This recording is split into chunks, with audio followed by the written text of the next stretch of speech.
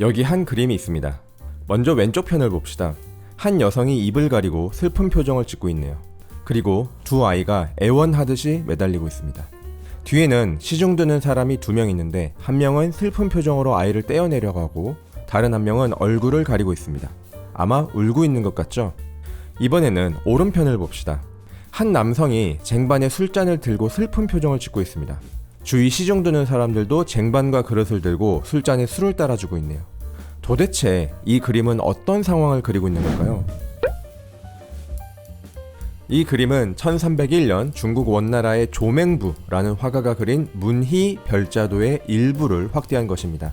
문희 별자도, 문희가 별자, 자식과 이별하는 도, 그림이라는 뜻입니다. 즉, 이 상황은 두 아이의 엄마가 자식과 헤어지면서 슬퍼하고 있는 장면인 거죠. 문희는 왜 자식과 헤어져야 했을까요? 문희의 본명은 채염입니다. 삼국지 덕후들한테는 꽤 유명한 인물이죠. 채염은 중국 한나라 말기 대학자였던 채옹의 딸이었는데 인생이 파란만장했습니다. 처음에 위중도라는 인물과 결혼했다가 사별했습니다. 그러다 어느 날 흉노족이 침입하는데 좌현왕 유표라는 인물이 채염을 납치해가서 첩으로 삼죠. 그리고 12년 동안 먼 타국에서 포로이자 첩으로 지내면서 두 아이를 낳습니다. 이때 중국은 조조라는 인물이 한창 권력을 잡아나가고 있던 시기였죠. 네, 그 삼국지의 조조가 맞습니다. 조조는 평소에 채용을 존경했었는데 채용의 딸인 채염의 소식을 듣고는 좌현왕 유표에게 돈을 주고 채염을 데리고 왔습니다. 문희 별자도는 바로 그 순간을 그린 그림입니다.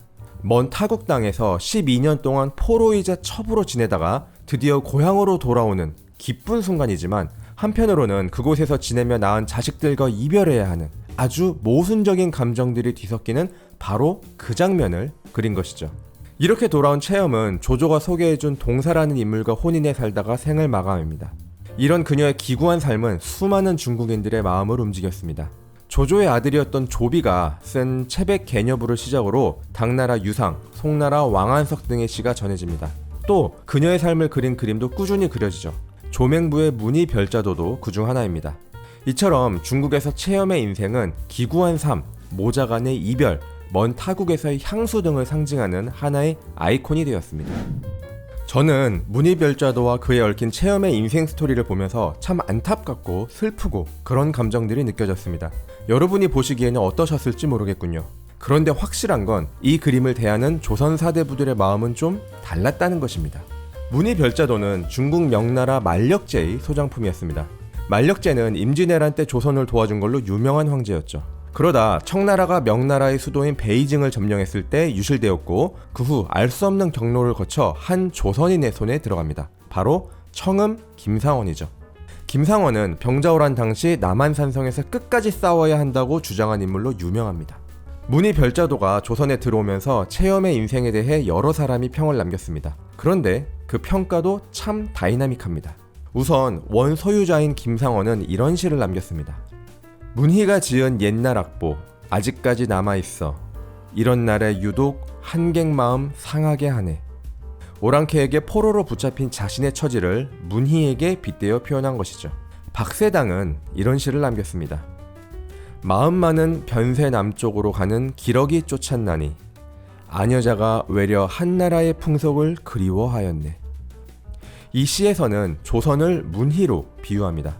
문희가 이국 땅에서도 중화 문명의 상징인 한나라로 가는 기러기를 쫓았듯이 조선도 중화 문명의 상징인 명나라를 향한 마음을 잊지 않겠다라는 것이죠. 이런 태도를 대명의리론이라고 하는데 대명의리론의 화신인 송시열 역시 문희 별자도를 보고 박세당과 비슷한 평을 남깁니다. 아, 춘추의 대의는 온 천지에 세워져 있다. 명나라 황제의 은덕이 있고 없음은 감히 말할 바가 아니지만 삼가 생각컨대 본조 임진년 별난에 만력제의 지극한 인덕이 초목과 티끌까지 적셨거늘 하물며 혈기가 있는 무리들이 뼈에 새기고 마음에 새긴 느낌이 어떠하겠는가. 놀랍게도 이 글이 바로 송시열이 문희 별자도에 붙인 발문입니다. 그림의 주인공인 채염에 대한 감상보다는 그림의 원 소유자였던 명나라 만력제에 대한 감상을 담고 있는 것이죠. 그림을 통해 만력제에 대한 감사와 중화 문명의 그림자를 찾으려는 송시열의 마음이 읽혀지시나요? 문희별자도가 조선에 입수되는 시기는 정확히 병자호란 직후입니다. 흉노족에게 잡혀갔던 문희의 처지와 여진족에게 이마를 박아야 했던 조선의 처지가 오버랩될 수밖에 없는 시기였죠.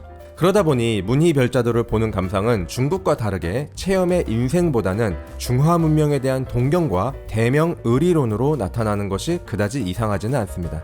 하지만 동시에 체험은 포로로 붙잡혔다가 돌아온 여인의 아이콘이기도 했습니다.